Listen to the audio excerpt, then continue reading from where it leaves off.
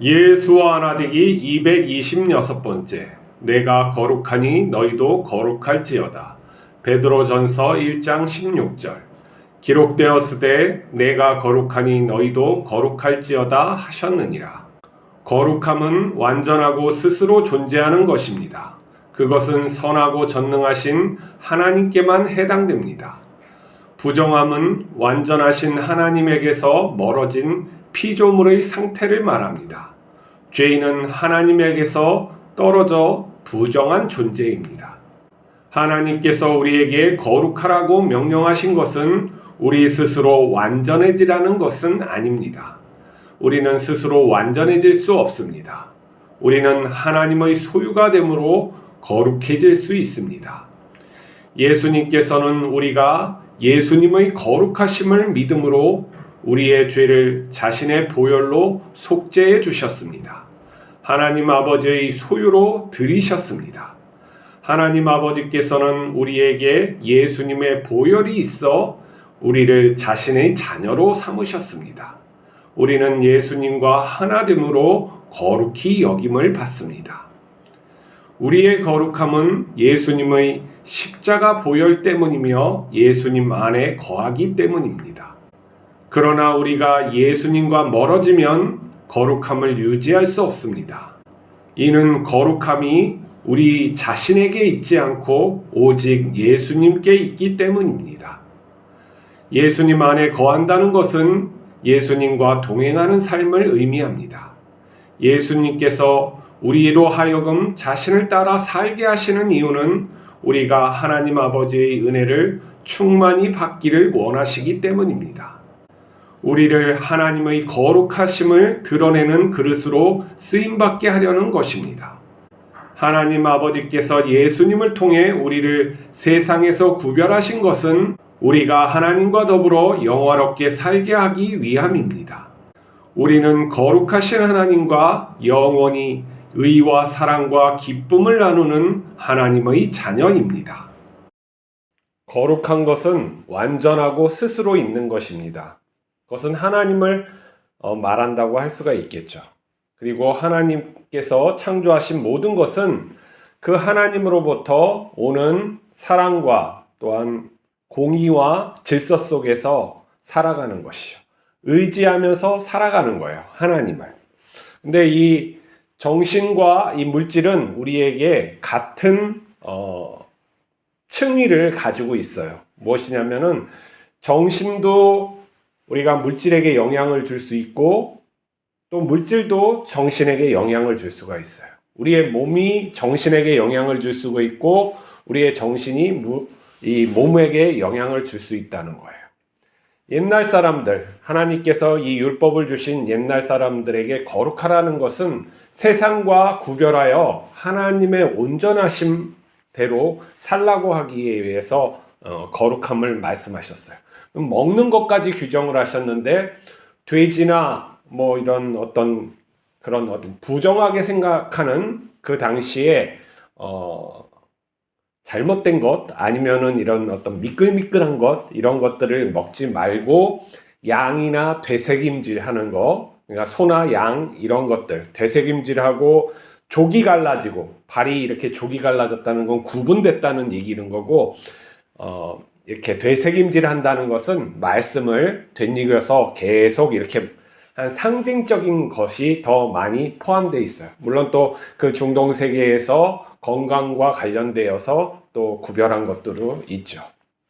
그래서 하나님 백성은 정신과 이 삶을 갖다가 온전히 살아가는 전 인격적인 존재로 하나님이 부르시고 그렇게 살게 하셨다는 거예요.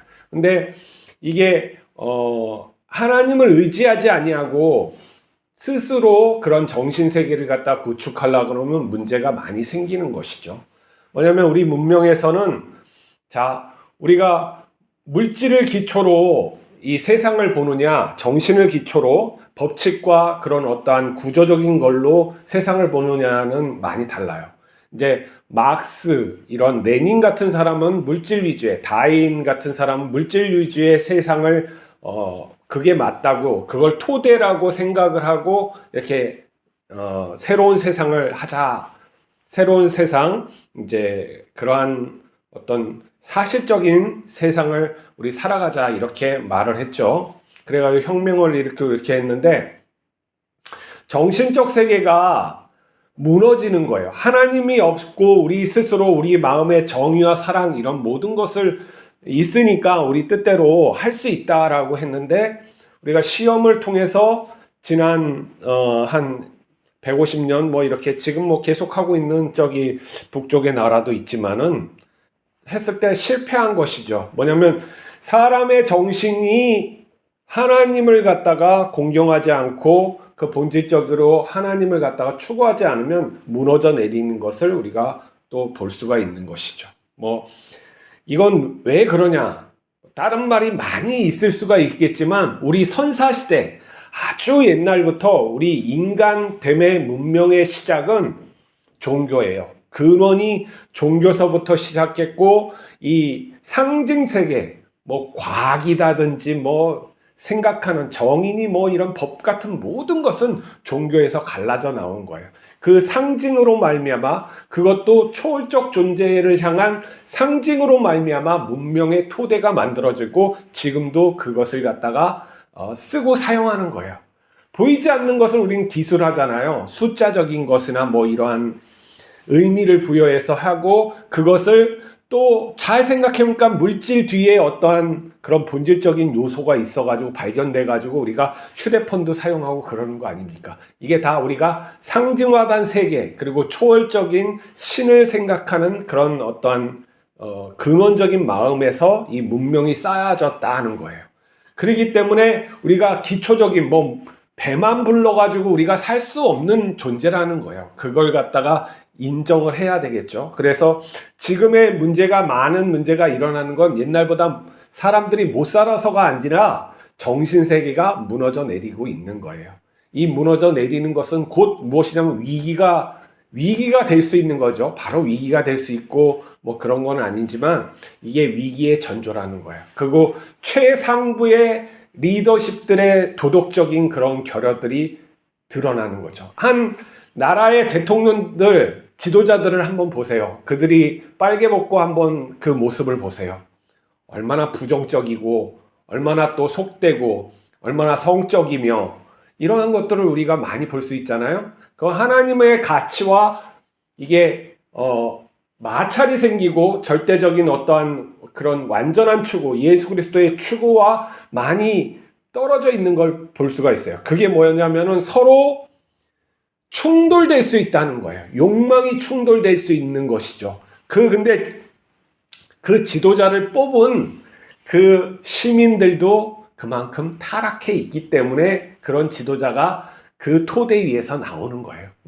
그러니까 우리 물질 문명이 이렇게 보기에는 탄탄하게 구조를 갖고 있는 것 같지만은 우리 정신세계가 무너지면은 어떻게 되냐면 욕망이 일어나는 거예요.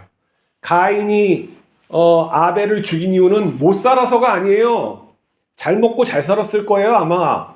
근데 죽인 거는 마음에서 그놈 죽었으면 좋겠다. 그놈 죽고 내가 하나님한테 사랑받았으면 좋겠다. 더 나가서는 내가 이 애녹성을 짓고 그 안에서 내가 보좌를 가지고 살아야 되겠다. 내가 신을 내 뜻대로 섬기리라. 이게 도시문명이거든요. 이게 뭐야? 정신에서부터 나오는 거예요. 우리 정신이 무너져 내리고 있으면 곧 전쟁이라는 게 우리 앞에 기다리고 있는 거예요. 그러면은 과학 문명이 다 좋아가지고 이렇게 좋을 것 같죠? 그게 양날의 칼이 되는 거예요. 우리가 이게 한쪽으로 좋았던 이 모든 것들이 한쪽으로는 칼이 되어가지고 서로를 겨누게 된다고요. 그게 바로 형제 간에 죽이는 전쟁인 것이죠. 정신 똑바로 차려야 돼요. 그런데 하나님께서 우리에게 정신 똑바로 차리라고 예수 그리스도를 보내주신 것이죠. 예수님은 우리의 궁극적인 우리가 따라야 될 궁극적인 형상이에요. 그래서 우리 마음속에 예수님이 나의 본체라는 것. 예수님 우리 한번 다른 생각을 해봅시다. 이 모든 세상의 종교, 모든 리더십을 다 합쳐가지고 우리가 어쩔 수 없이 누구에게 통치를 받아야 된다면 내가 세상을 모두 통치할 수는 없잖아요. 그런 인재가 안 되잖아요, 우리 스스로. 그러면 누구한테 통치를 받아야 되는 게 현실이에요? 그러면 누구한테 통치를 받겠습니까? 예수님 같은 분한테 통치를 받고 싶어요? 아니면 뭐 석가모니한테 통치를 받고 싶어요? 아니면 지금 국회나 아니면 왕한테 가서 통치를 받고 싶어요? 그게 현실이에요. 누구한테 통치를 받고 싶으냐? 그게 현실이고, 그분이 나를 형제로 대우한다. 그러면은 너무 좋은 거죠. 정신 차리고 성령 말씀을 들어야 돼요. 우리가 왜 예수님을 왕 같은 분이라고 하는지, 그분이 그렇게 선한 통치를 갖다 우리에게 베풀어 주시니까 우리가 복종하려고 하는 거고 그런 거예요. 근데 이 거룩함은 곧 예수님 안에서 속해져 있는 거예요. 그리고 그 거룩함을 내가 쫓으면은 세상의 것에 반하는 것을 지금 알 수가 있는 거예요. 그러니까 이 분별력이 떨어지면은 정치화되는 거예요, 이 뇌가. 그래서 사람을 자꾸 쫓아가려고 그러고 그에게 희망을 두게 하려고 그러는 거예요. 우리가 나라를 사랑하고 정치 지도자를 갖다 위해서 협조하고 하는 건 당연해요. 그렇지만 그에게 소망을 품고 어떠한 선한 것이 나올 거라고 기대하는 거는 정말 참 어리석은 거예요. 그러면 내가 또 하나님께 그리스도인은 그렇게 하면은 이건 완전히 믿지 않는 사람하고 똑같은 거예요. 마치 공산주의나 똑같은 것이죠. 그리고 말 안 들면은 또 죽이고. 예수님이 죽이는 거 봤어요? 그걸로 안 된다는 건 분명히 예수님께서 보여주셨는데, 그렇게 따르는 거는 잘못된 지도자 아니면 정치적인 이슈에 막 나가가지고 광적으로 하고 이런 것은 예수님하고 전혀 관계없는 사람으로 살아가는 거죠. 우리가 한번 다시 생각해 봅시다. 이걸 갖다 내 삶에 구체적으로 생각하기 위해서 나의 교회가 어떠한 교회입니까? 내가 다니는 그 소망교회가 내 교회입니까? 아니면 길복교회가 내 교회입니까? 아니면은 대정교회가 내 교회입니까? 자, 생각해 봅시다. 내 교회는 예수님의 교회예요. 내 교회는 예수님이에요. 내가 어디에 속해져가지고 그것을 못 떠난다. 하나님께만 속해져 있으면 되고 나는 다른 거에서 다 자유해야 돼요. 심지어 내 형제, 가족에게도 자유해야 돼요. 그게 하나님의 뜻이에요. 너 온전하게 서라. 하나님처럼 서라. 예수님처럼 서라. 그게 하나님의 뜻이라고요. 근데 어디에 속해져가지고 좀 번듯한 물질이 많고 외적으로 좀 좋아 보이는 나 어디 교회 다녀. 야, 이상한 소리예요. 그게. 나 어디 국민이야. 이것도 이상한 소리예요. 내 속에 얼마나 국가가 심어놓은 그런 아집과 그리고 편견과 또 욕망이 있는지 내 자신을 잘 봐야 된단 말이죠. 그것을 예수 그리스도 안에서 내가 사랑으로 품을 수 있는 자가 되어야지, 거기에서 내가 끌려가는 자가 되는 것은 하나님의 뜻이 아니에요. 하나님께서 부르심은 하나님 나라로의 부르심이에요. 하나님 나라에 들어간 자가 어찌 분별력이 없을 수 있겠습니까? 분별력이 없다는 건 하나님 나라에서 제대로 살지 못하던가 하나님 나라에 있으면서도 공부도 하지 않은 그런 것을 내가 보여주는 것이지. 정말 하나님 나라가 무엇이고 하나님께서 무엇을 원하시고 뜻하시는지, 그러한 존재가 무엇인지, 영원히 살만한 존재가 무엇인지 내가 깊이 성찰하고 내가 그러한 부분으로 하나님께 아뢰고 그것을 위해서 정말 애써서 살아가는 그러한 사람 우리가 됩시다. 기도하시겠습니다. 거룩하신 하나님 아버지, 우리의 부족함을 너무나도 잘 아십니다. 우리의 욕망을 아시고 우리가 정말로 저지른 것을 하나님 너무나도 잘 아십니다. 우리를 갖다가 십자가에 못 박혀 죽여주시옵소서. 그리고 거룩하신 예수님과 함께 부활하여 살게 하여 주시옵소서. 이 땅 위에서 하나님 나라의 백성으로 살게 하여 주시고 하나님의 뜻을 또 이 땅 위에 사랑으로서 베풀 수 있는 그러한 하나님의 자녀 되게 하여 주시옵소서. 우리 주 예수 그리스도 이름으로 기도하옵나이다. 아멘.